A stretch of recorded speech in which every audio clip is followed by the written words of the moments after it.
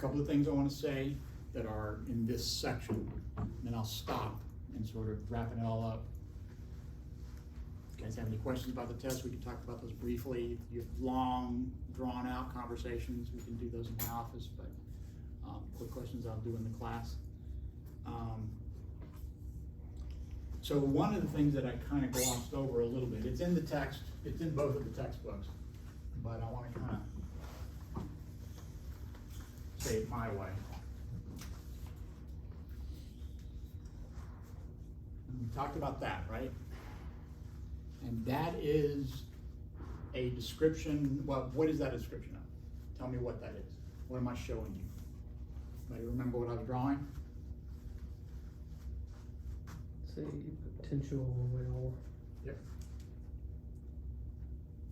I could also think of that as R, because one of the things you're going to find out when we do that for real, which we are not doing yet, we're going to do that later on, that energy is determined largely by the radial dependence of the wave function.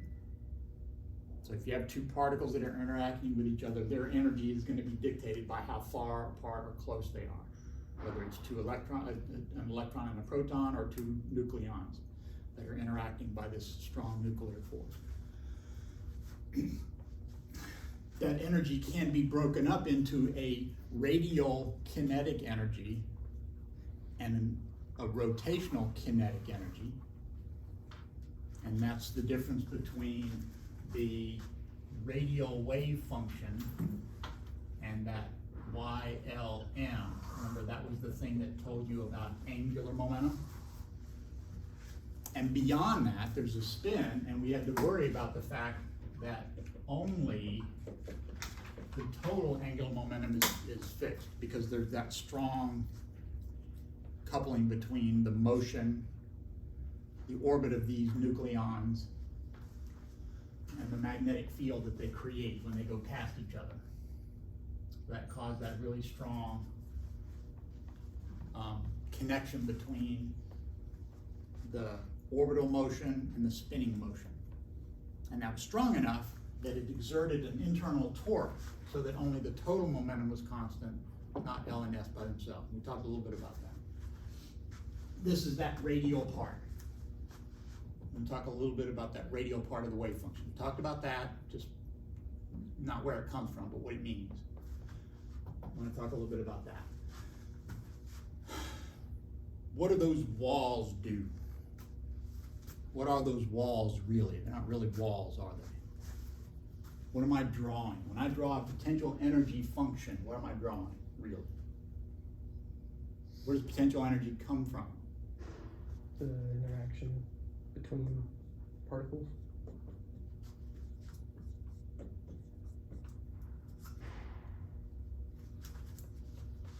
Comes from the forces they exert in each other. That's your interaction. But it's a function whose derivative tells me the force. That's really all it is. It's a function whose derivative tells me the force. So tell me where there's a force. At the walls. Where U changes. And what can you tell me about those forces? There's a force on the left and a force on the right. What can you tell me about those forces? They are vertical, so they're infinite. Yep. Infinite forces. Can they do an infinite amount of work the way I've drawn them? No, they can only do this much work. So it's possible for something to be going fast enough to escape. We'll talk about that. Which direction does this force point? Don't just guess, because you're going to tell me, and then I'm going to tell you, explain why.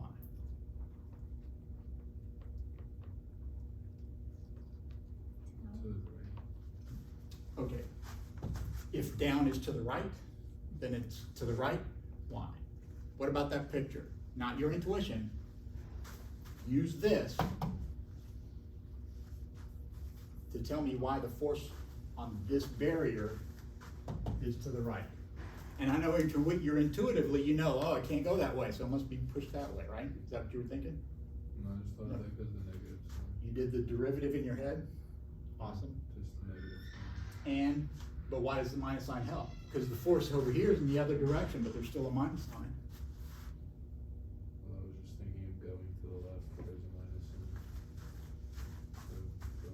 about that slope? It's infinite, but which one? Is it plus infinity or negative infinity? It's negative infinity. Negative infinity. It's going down, right? That's a negative slope. Negative infinity minus minus is a plus force. This force exerts in the plus direction. What about the other side? Other side. It's also infinite slope, but that's a positive slope. Minus a positive is the negative force, so it goes the other way. So, now we understand exactly what's going on there. In here, there's no force. What happens to the momentum of a particle with no force? How does the momentum change if there's no force?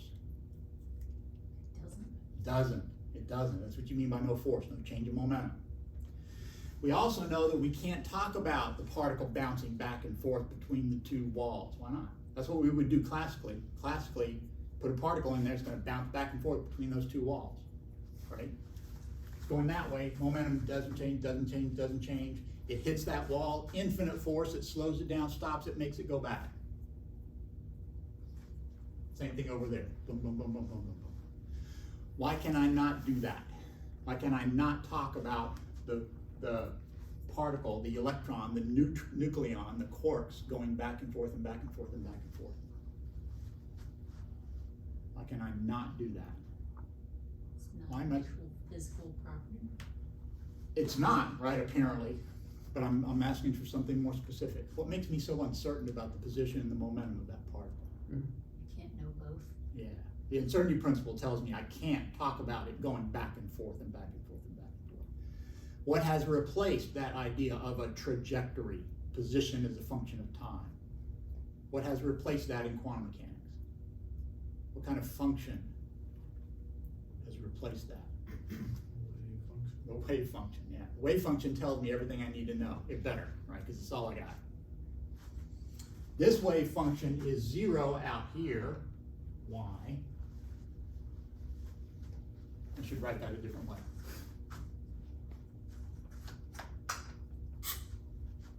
The wave function is 0 out there. Tell me why. That's the lowest the wave can go. What's that? That's the lowest your wave can go. Yeah, I see the difficulty. This is standard physics behavior to draw the wave function and the potential energy function on the same graph, and it's bad behavior and we should stop it. So, this is U as a function of R. Here's psi as a function of R. Now it's going to be over here. Why is it 0 over there?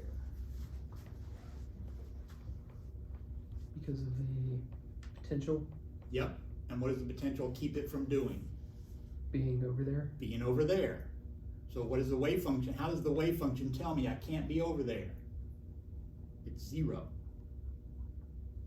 0 probability of being on the right. Where else is it going to be 0? The Other Yeah, side. no, Right? other It can't wall. be over here either. But I got to be somewhere. That means my wave function's got to have a value inside the box. And for reasons that we'll eventually talk about in more detail, but for now, know that the function has to be continuous. The wave function has to be continuous. And for it to be continuous, it starts here. It's got to start at 0, but because the wave function's got to be somewhere, it can't be 0 everywhere in there. So that means it's going to have to go up, come back down. That's the easiest way to do that. Go up, come back down. Could I do this?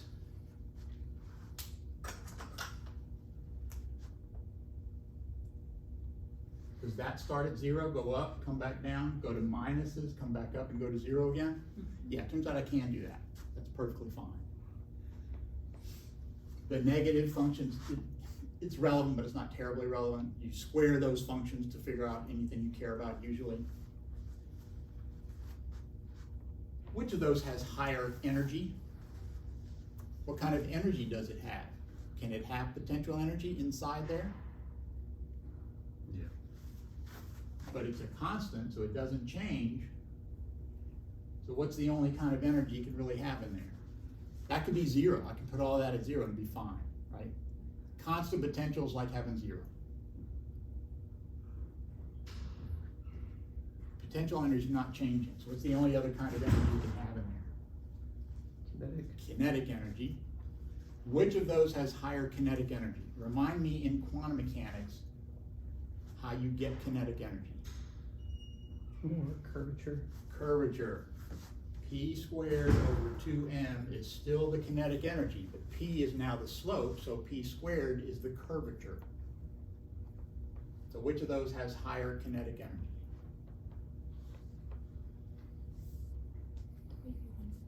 The more curvy one, right? The one that's got to go up and back down and go down to negatives and then come back up. It's got a lot of curving to do.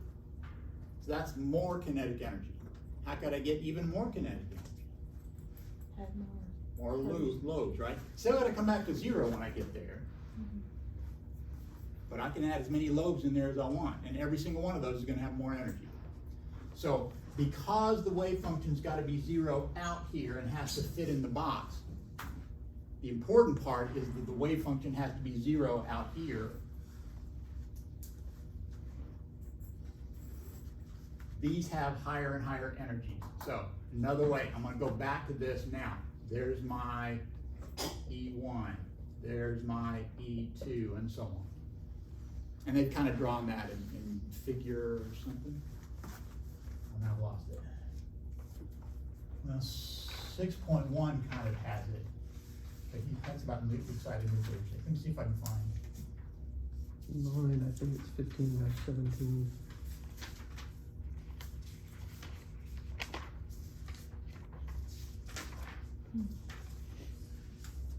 No, he kind of does it in figure 511. And then, what was the other one you said? In 15? 15/17. 15.17.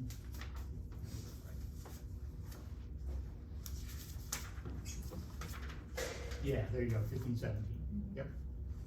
He shows them going beyond the barrier, and that's something quantum mechanical particles can do that classical ones can't. We'll worry about that when the time comes. So these are my energies, right? And they're going up, going up, going up. And they are higher kinetic energies. So I'm done with this. Now all I got to do is add more and more of those. Eventually, it will have enough kinetic energy that it's free to go, because that's a finite barrier. There will be bound states inside there. Bound because it can't go. It can do whatever it wants in the well, but it can't leave. So now I'm going to start putting particles in there. And I can put a neutron here, and another neutron here.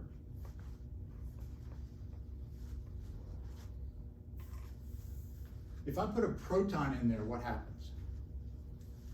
Does it raise the energy? One proton. No, it doesn't, right? One proton doesn't interact with itself. So I can put one proton in there. What if I put two protons in there? That's going to raise the energy, right? And that was one of our quandaries, was how does that? So let's not do that. Let me just start putting neutrons in there. This was what we figured out when we said, okay, this Coulomb force ought to make this thing unstable. It ought to be better to put nothing but neutrons in there over and over again and one proton. We talked about that. So I'm going to put 1, 2, 3, 4, 5, 6 neutrons. So that's what's 6? Well, one of the lithiums. I'll put 7. No, this is total nucleons, right? 7 nucleons, that's lithium. Lithium has 7 nucleons in it. What's wrong with that picture? Some of them are protons. Well, I know that this doesn't fit reality, but I'm trying to figure out why. Because everything I've done so far says that ought to work. So put all 7 neutrons in the ground state, all in the same state. Oh, Yeah. you can't. So the Why not? exclusion principle says you can't. Yeah, have the universe more just of doesn't like that. The universe doesn't allow it. How many fermions can I put in the same state? 2? No, only one to a customer. But in fact, I can kind of put in two if I do what? If they're in different spin states, right? One spin up, one spin down. And that's one of the things we're gonna do, they're gonna pair up. One of our calculations, one of our numerology things is we're gonna pair the nucleons up. So, these two neutrons can be down there. Now, is it better to put in another neutron or a proton? Not both, right? I get to put in a neutron or a proton. Which do I put? A proton. Why? Does it affect energy? It's lower energy, right? This is more energy. I can't put it here. If I could put it here, I would. I can't. Fermion. So if I put in another neutron, it's got to be up there. So I don't do that. If I did do that, it would change. Something called beta decay. Protons and neutrons can change back and forth between each other. We're going to see that. We'll talk more about that. If I did do that, if I put in another neutron, it would then change into a proton. I might as well just put a proton in the first place. What did I just make?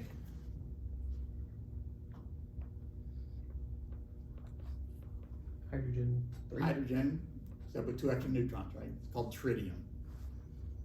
Could I do this? Is that the same stuff that's It's in, deuterium. That's deuterium.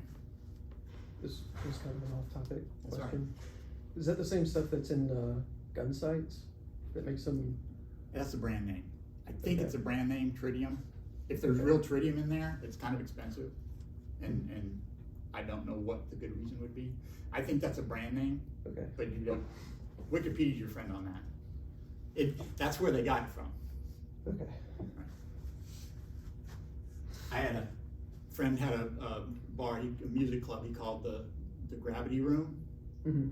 just because he thought it was cool. Mhm. So I got him some heavy water from the lab, and I said, and he made a little stand and put his heavy water up on the wall.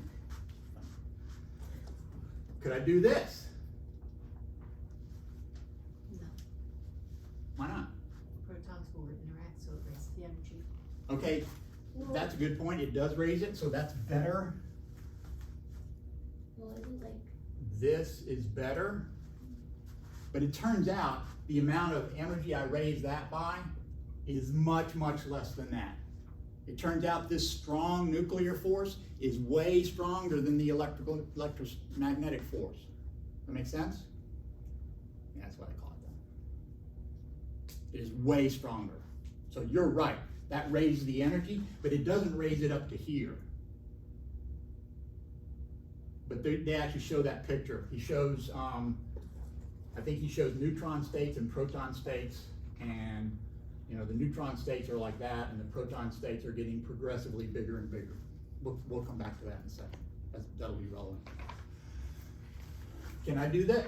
So what did I make? Helium. Helium, right? Helium, what they call helium-3. They ran out of cool names, so that's just called helium-3.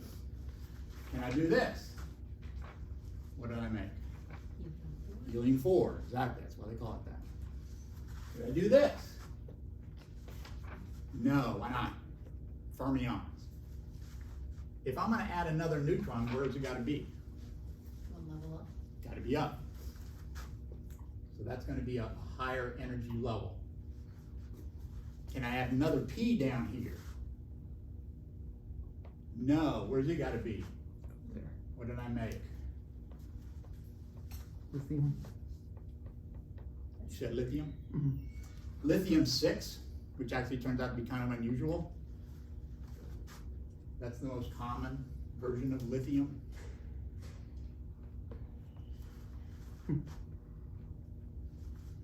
Okay? no, No, right? No. Same rule, right? Goes all same rule all the way up. Where are we headed? What if I did this? Put that neutron here. What happens? Well, I raised the energy. Would it be better to put a proton here?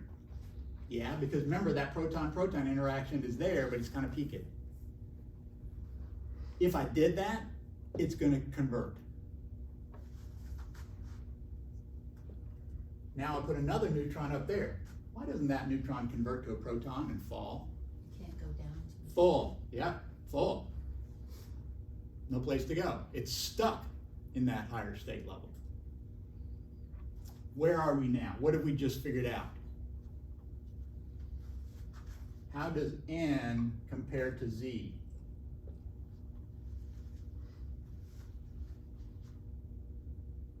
What's N? Number of neutrons. What's Z? Number of protons. They're proportional, 19 and 11. Yeah, in fact, they're almost equal, right? Did we have a problem trying to figure out why that was? Yeah, we had that symmetry term, did we not? N minus Z squared. So we put that in there, we just said we don't know what it is. We now know what it is. These are fermions. And I'm putting them in states, but we're stuck with every fermion being in a different state. They have to be in a different energy state and different spin state. Same energy, but different spin. Different energies, so they can be in the same spin, etc. But now I know why I have this tendency to have just as many protons as neutrons. Two things going on there. One, electrostatic force, very weak. Matters, but not a lot. What's going to happen here? I'm going to wind up having more neutrons than protons. So, two protons, two protons, two protons. Two neutrons, two neutrons, two neutrons, two neutrons. Look how I'm winding up with slightly more neutrons than protons. Where does that happen? Everywhere? Not everywhere. Towards the bottom, right? Where I got lots and lots of protons. What's happening? Those protons, even though they're weak, they're all working together. Individually, protons got nothing. But as a group, they have a strong electrostatic interaction. It's like a union. It's like a proton union. Their power comes from them as a group. And that means I need more neutrons to hold them together. Because that electrostatic force actually does raise that energy eventually. Because you have so many protons, so many of them. And they all interact with all the others. Neutrons only interact with nearest neighbors. All right.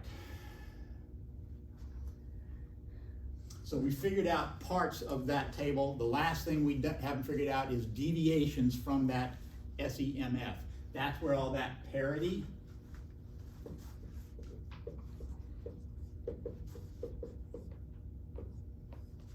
and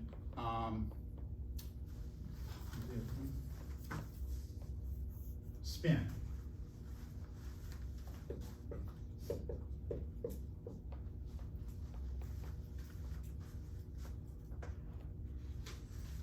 That gets you to figure 511 in Dunbar or 518. I'm sorry, 1518. What else did I refer to?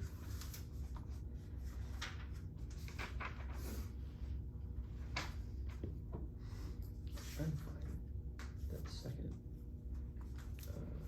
Problem number 2, I think.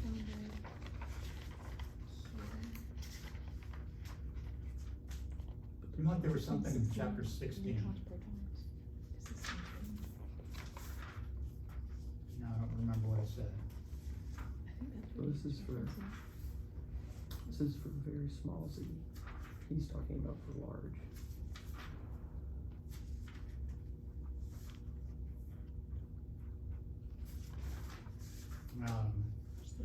But 1518 in my version and 511 are about the shell model and how to figure out what the configuration of a nucleus is. And I'm going to do an example of that with oxygen and how to use those figures.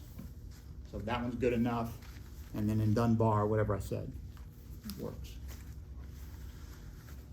But if you look at the last column, they're showing you if I add. We talked about that sequence of of calculations and how they finally got to the right answer. And then you had to add the spin orbit coupling. You had to add the strong torque term, and that's how you got there. So it turns out this matters, and the parity matters to which state you occupy. And the basic idea is this: it's just that they're sort of packed together, and then there's a gap, and then they're sort of packed together, and then there's a gap. And those packed together things are the shells, and those gaps are between shells. So if you look at 15, 18, he even shows it on the side: 2, 8, 20, 28, 50, 82. And that's what they were trying to get. They knew what those magic numbers were. That came out of the data. They had to then, let's keep doing quantum mechanics. Let's keep calculating these states until we see gaps that make sense for our shell model. Everybody okay with all that? So as an example of that, and I've asked you to do that.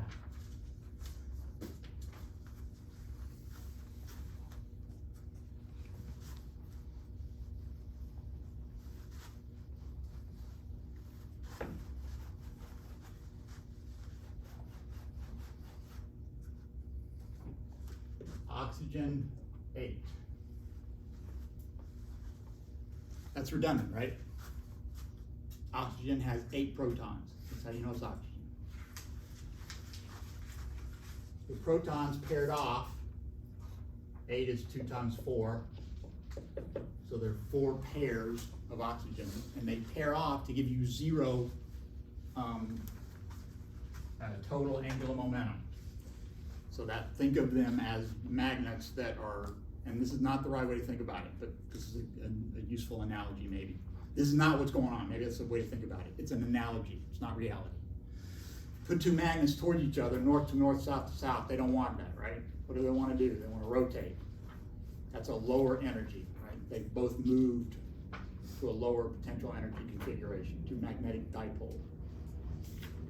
So think about the magnetic field produced by one and how it wants to orient with it. They're each trying to orient along the field of the other. So for that's filled, so J equals 0. You look at your state, you're in 1p a half. The magic number 8. So you've got 2 protons in the 1s a half, 6 protons in the 1p 3 halves, 2 more in the 1p a half. If you look at that configuration, that's going to tell you where those protons are located.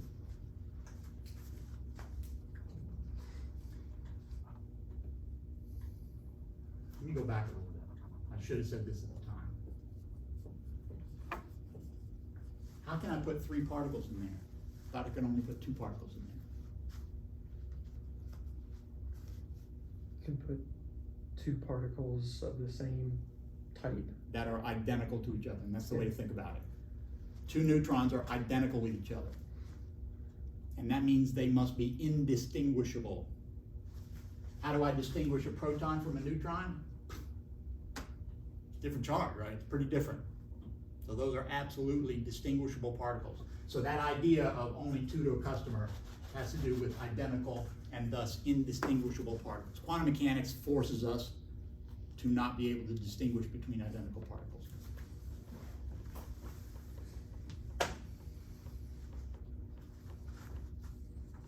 Okay, is N equal 8 for oxygen? Doesn't have to be, right? That's the normal configuration. And if N is 8, then the neutrons are filled. So this is Z, this is N, filled, so J equals 0. That means the total angular momentum is 0, and minus 1 to the J equals minus 1 to the 0. What is that equal to? 1. Plus 1 parity. So I predict the parity of that state as being +1, 0 total orbital and spin angular momentum. Total angular momentum 0 for both of those.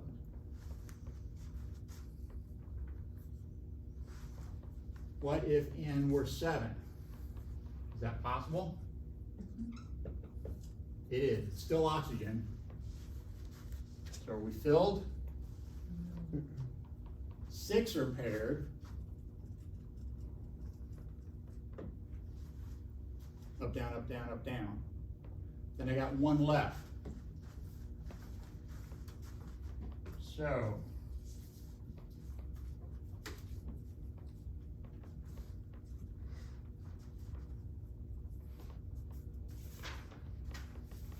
I refer to 512 in Dunlap, which I actually find a little bit harder to deal with. No, 514.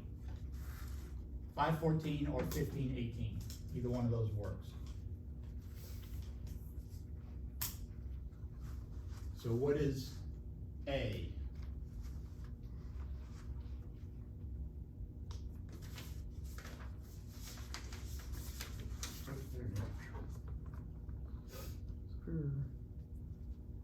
What are the 8 protons in?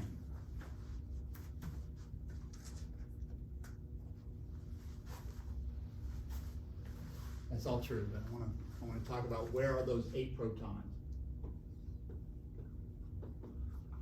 I'm going to fill from the bottom, and if you don't have your book, then you'll have to look at this later. But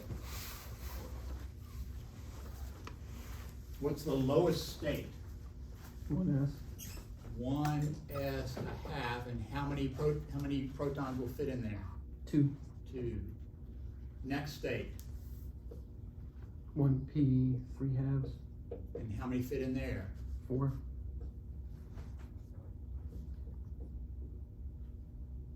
And what's next? 1p 1/2. And how many fit there? 2.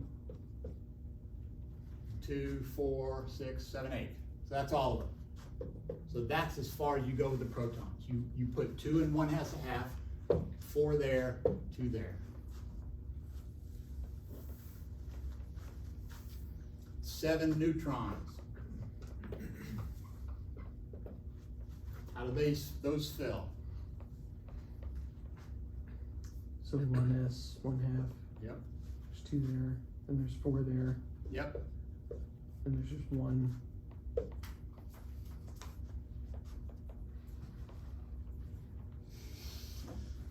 So I have a 1p state that's unfilled. So that J is 1/2.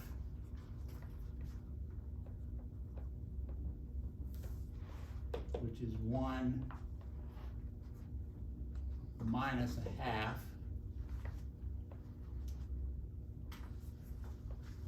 So -1 to the L is -1 to the 1, which is -1. So it has a negative parity.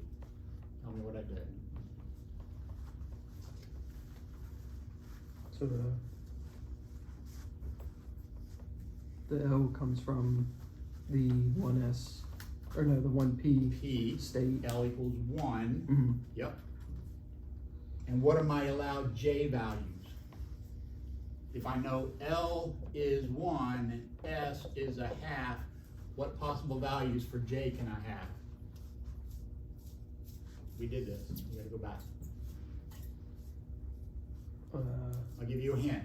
It could be either 1 plus a half or 1 minus a half. J max, J min. Anybody remember that? Look back in your notes and find J max and J min. So what's 1 plus a half? 3 halves. What's 1 minus a half? 1/2. So the math on this not so bad, right? But figuring out what the heck's going on, that can be hard. So we're gonna do 9 neutrons in a second, but I'm gonna give you a minute to think about what we just did. So Go ahead. J can be either 3/2 or 1/2 in this case. For an L state with spin 1/2, it Mhm. could be.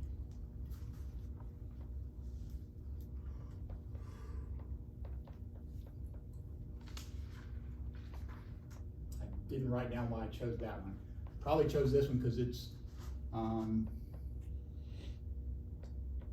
yeah, OJ's a half.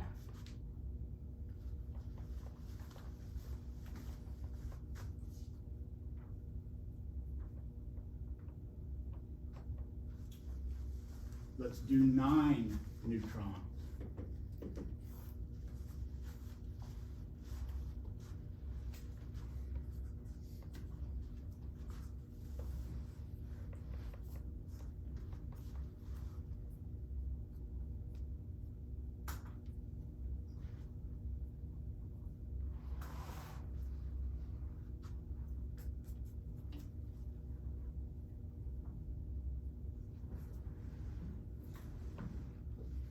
So it'll fill up all of those.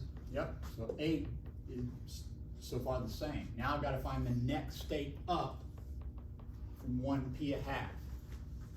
And that's, again, you would calculate that by doing that particle in the box and added the s at L and solving all those partial differential equations.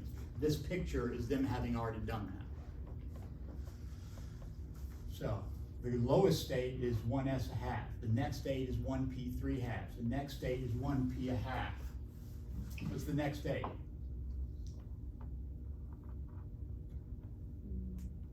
1D 5 halves. 1d 5 halves, and that's the same on in both graphs. So 1d 5 halves.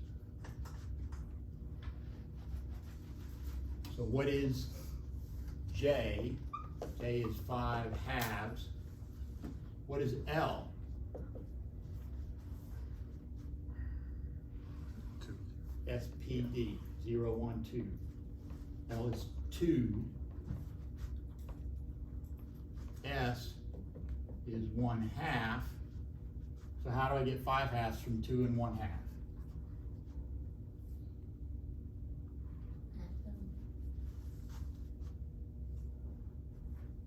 No.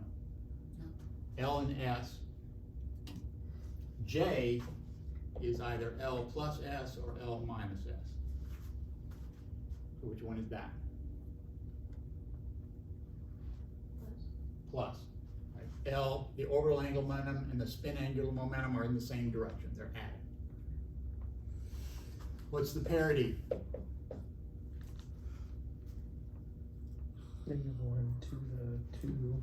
-1 Power. to the 2 power, So it's 1. positive parity. So it's, I think in this book they say like even and odd parity, so would that be even? That's a way to think about it, yeah. Especially when you think about a function that's left and right. This is a little bit different because we're talking about a radius vector and then we're inverting it. Remember I take those YLMs and put in pi minus theta and all that kind of stuff? That was intended to say, oh wow, the pattern is, parity is -1 to whatever L is. You should have found M doesn't matter. Only thing that mattered was L, and if L was even, it stayed the same, and if L was odd, it became a minus, same thing except with a minus sign in front. So that's where that came from. So now we know how to find the parity, the states of these. We can also talk about excited states, which I probably won't. Because I can take one of these neutrons and excite it, right? Suppose I had 8, 8, that was filled. But now, if I want to excite it, if I want to excite one of those neutrons or protons to a higher state, it's got to go to one of those other states. So I can talk about, how much energy does it take to excite these? And that's a measurement I can make to compare to my theory. I'm not going to stress that.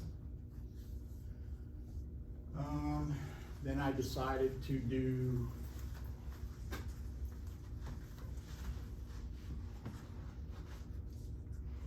silicon, 1427.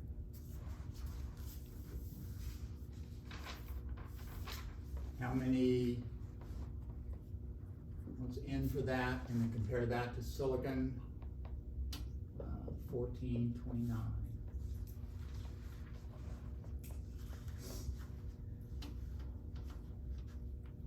Doesn't look right. Oh no, yeah, it's okay. Silicon's 14, am I right about that? Yes. Yep. And then 28, the one that I'm not doing, is apparently the one that's most common. This is with one too few neutrons and one more neutron. So, tell me the proton configuration.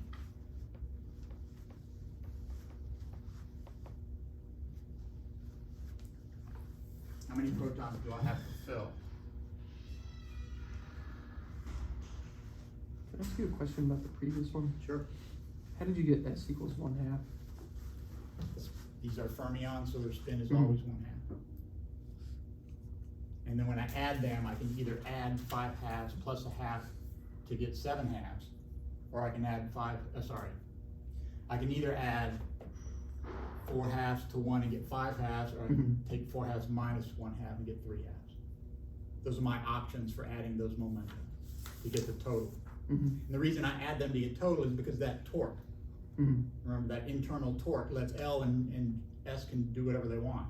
It can't be different from a half, but it can be spin up or spin down. It can add to 4/2 or subtract from 4/2. L can be this orbit or this orbit. Okay. And then for that one, it has to be 4/2 plus a half because J equals 5/2. Yeah, and that's because this is that state. This is the Mhm. next energy state. Why does it have to be in that state? Because the other one would be a higher energy state. And it can be in that one, but that would be an excited state. It wouldn't stay there. It would fall down eventually. How many, like, what's the limit for the 1D5 half? How many total? Yeah. So, it's twice J plus 1, so let's see what that says. And we're gonna see if I'm right. 2 times 5, that's 6. That looks like a D can hold 6. Yes. Am I right about that? Yes.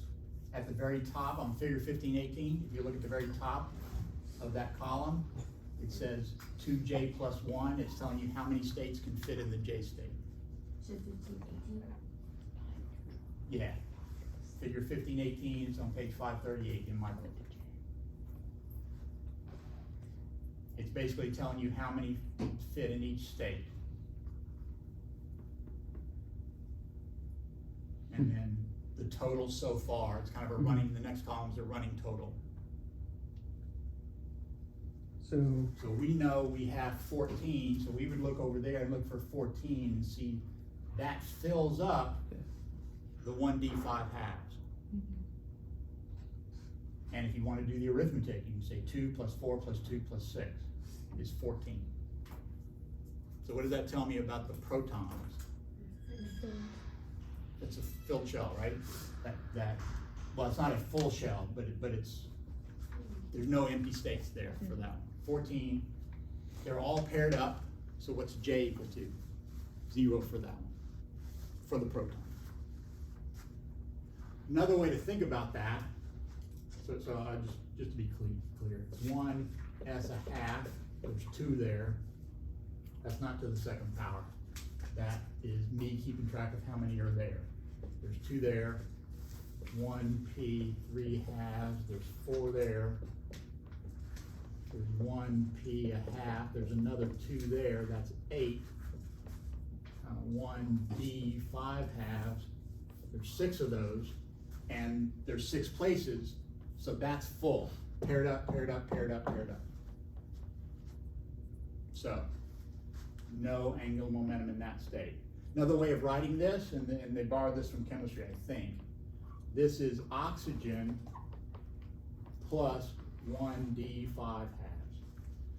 That's to avoid writing all this over and over and over again. Now, typically what they do is they'll write one of the noble gases because they're full. Or they'll write a filled shell. On that table, that's chemistry, they write xenon, and then they'll write whatever, to write barium, they'll say it's the same as xenon plus a couple of extra electrons. Here they use filled shells. Oxygen, so helium is a filled shell, oxygen is a filled shell. What's the next filled shell?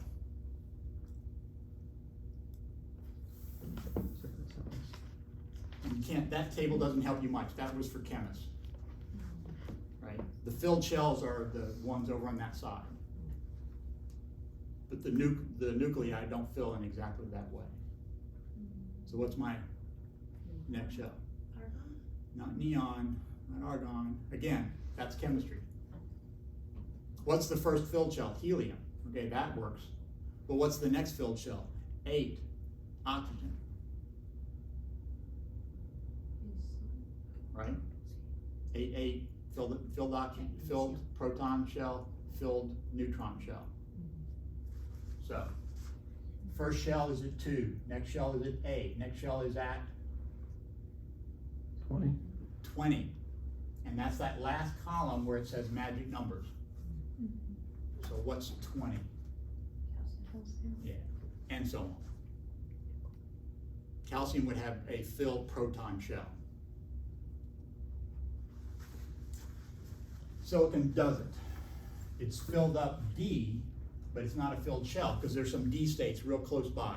There's a 2s1/2 next to it and a 1d3 next to it. So it's not really a shell. It's not really a filled shell in the way that we talk about shells. So silicon does not have filled shells. It's not at a magic number. It doesn't have any of those nice properties that happen when you fill a shell, right? Like the size drops and then it starts to get bigger. The energy isn't above or is probably above the semi-empirical mass formula and so on.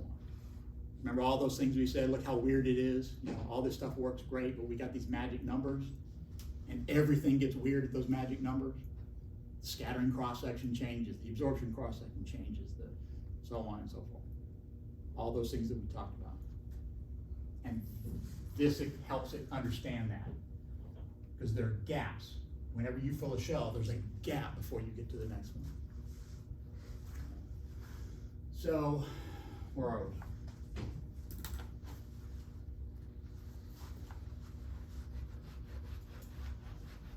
What would normal silicon be? Normal silicon would be 14 neutrons. What would it look like? Also oxygen, 1d5 halves. Filled up, right? So full, paired up,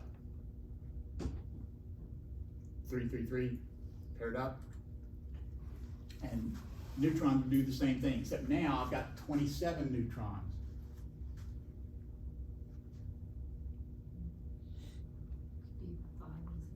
So how many neutrons do I need to fill? Yeah, you probably said it already. But just to be clear, how many do I need? You need one more neutron. 27 minus 14. Oh, So I'd be oxygen. I'd be up here, but instead of having 6 there, I would have 5 there. Paired off, and 1 extra. So what's my orbital angular momentum for that? My total, J, total angular momentum for that state. It's a 1d5 halves state. so 5 halves. 5 halves. The total angular momentum for that is 5 halves. What is L for that state? SPD, 0, 1, 2. And so I'm 4 halves plus 1 half, so that's them acting together, just like before. What about silicon 29?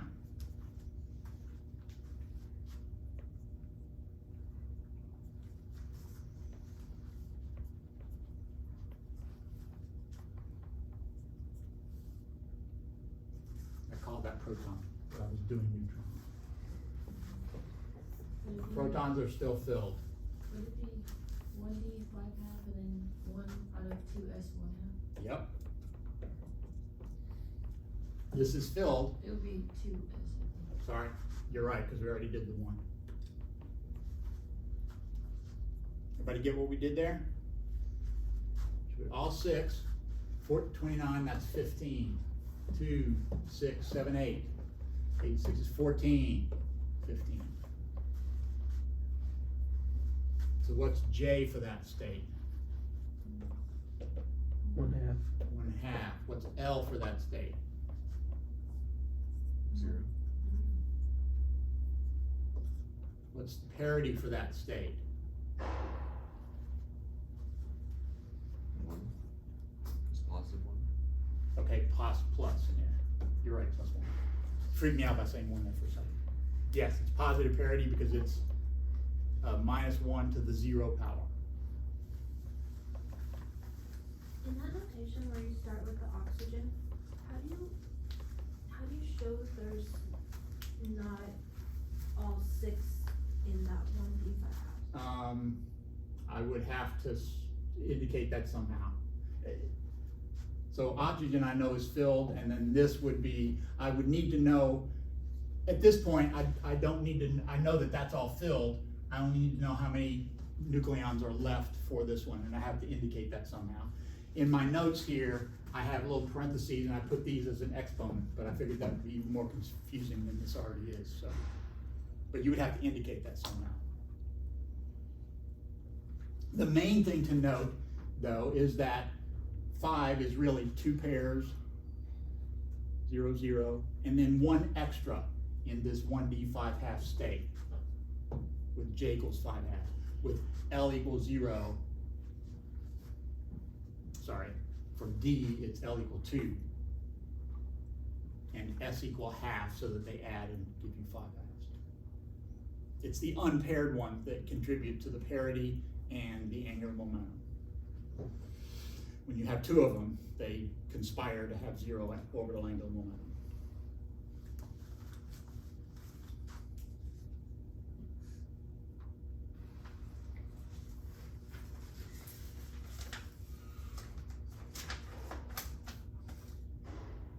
Okay, that's silicon. Yep, that's what I have for that. Yep.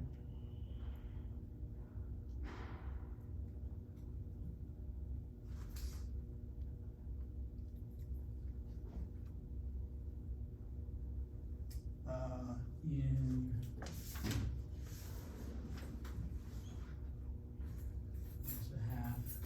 1 P 1/2. Okay, look in, who's got Dunlap with them? Nobody? If you look at Dunlap, if you go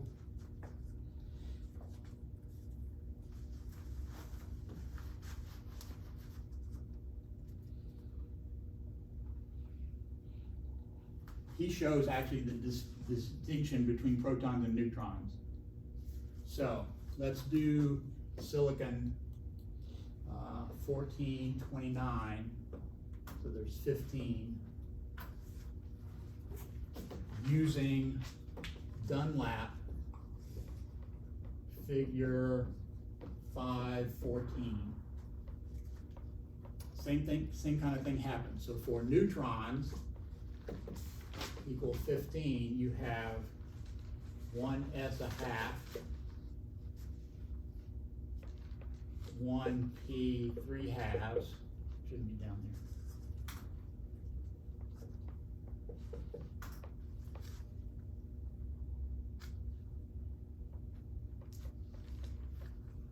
One p1/2, 1 d5/2. Oh, I see why I did that. He's got them as subscripts instead of superscripts.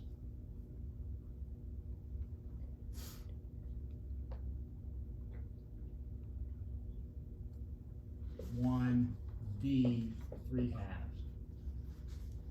And then for the protons, which are 14, he goes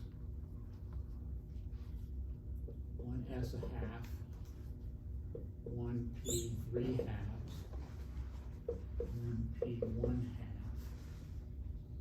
1 d5/2,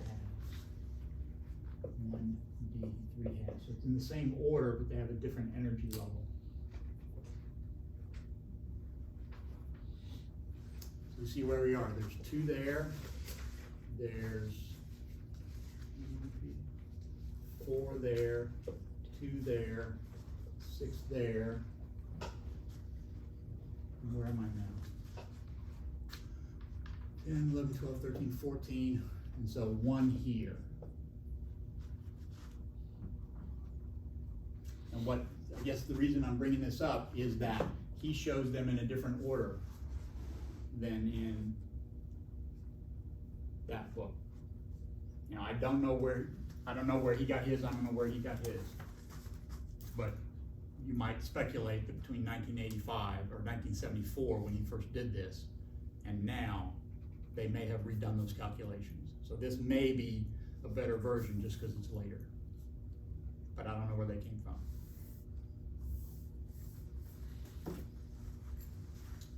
And I guess the reason I brought this up is because these states are the same up to there, and then you have a different next energy state. He shows that one as a D state, which has a different different total angular momentum. So this is up to here, filled. So again, J equals 0 for the protons. Paired up, paired up, paired up. Was that 8, 6 is 14, yeah. So they're paired up to here, and there's nothing in there. This one has one extra, but it's not in an S1/2 state, it's in a D3/2 state.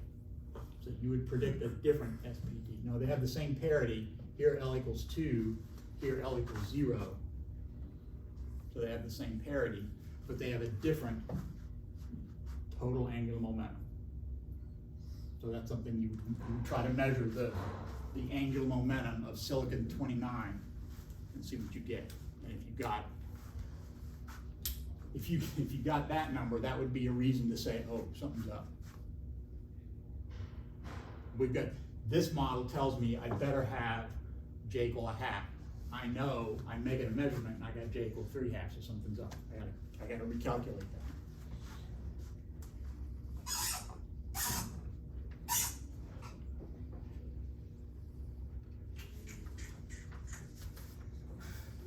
Multipoles are fun, but I'm not gonna cover those. So monopole, dipole, quadrupole, we're okay right now. I think we've got what we need. So now I think you have everything. I have talked about everything you need, I think, for the test. So if you've been working on it, awesome. If you haven't, also fine. We should figure out when to turn it in. Nothing to me.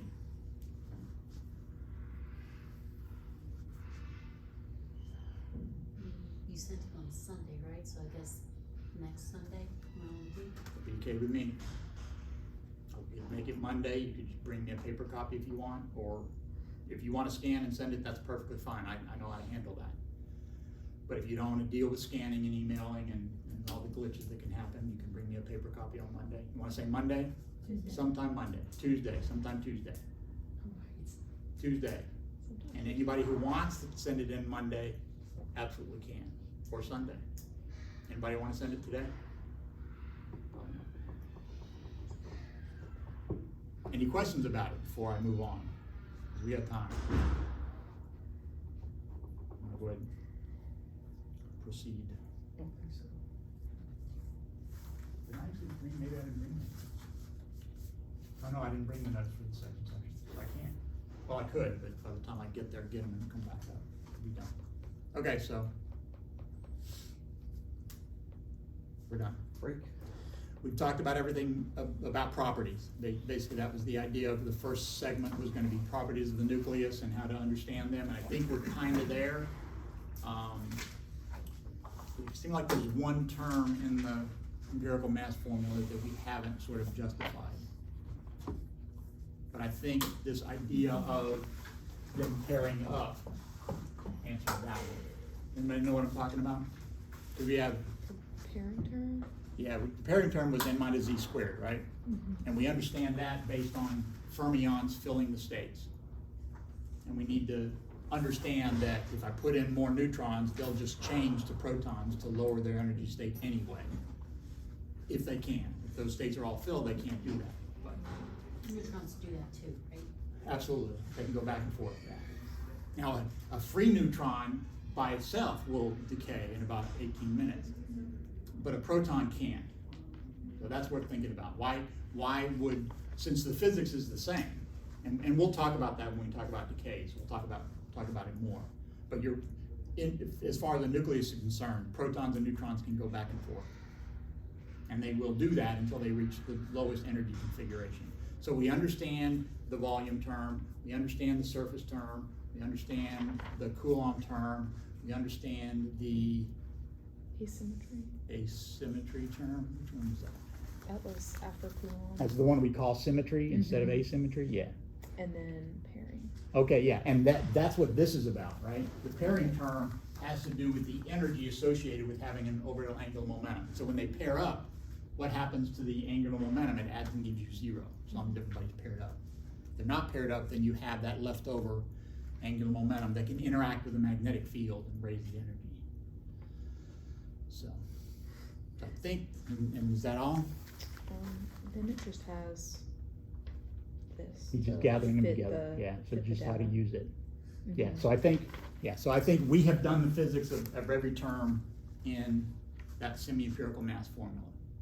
So we have a physical understanding of what each one of those is. And next we're gonna do decays, so how do they change from one to the other? Part of that's gonna be that packing fraction curve, that's that thing that goes up and then goes back down again. How fusing and fissioning things gives you energy or doesn't, and where it comes from. So we can do that. Beta decay, which is this converting of neutrons to protons, or protons to neutrons. Fission and fusion, what else? I mean, alpha decay, if you think about carbon is 3 alpha particles, nitrogen, what is that? That's an extra neutron, it's 7 and 7. But if it's split, it'd be 5 and 5. So there's mechanism by which it'll throw off an alpha particle, and that reaches a lower energy state depending on the configuration. So we'll do those. We'll do different kinds of decay, the tests, and then the last segment, I think, is, I actually wrote it down so I wouldn't have to remember. Oh.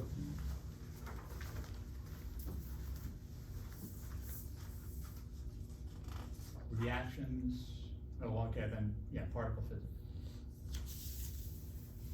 And then the final is comprehensive. So, particle physics starts off with deuterium, start with a deuteron, so proton, neutron. One of the things that happens there is you look at that and you think, well, that ought to be spin 0, right? Spin up, spin down, turns out it's spin 1.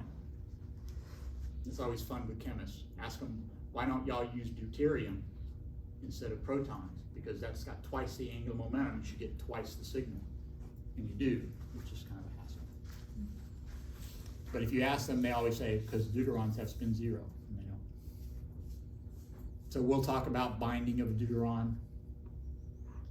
And there's a lot of interesting physics in that, and that's when we're going to talk seriously about solving Schrödinger's equation.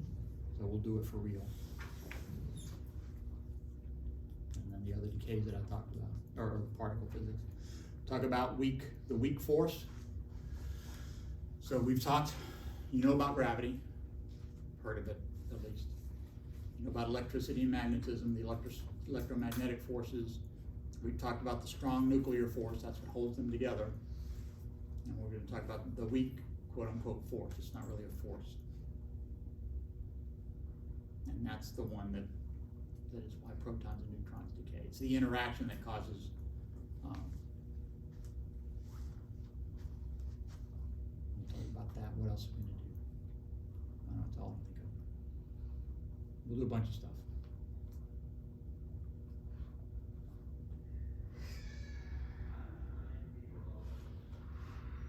Goodbye.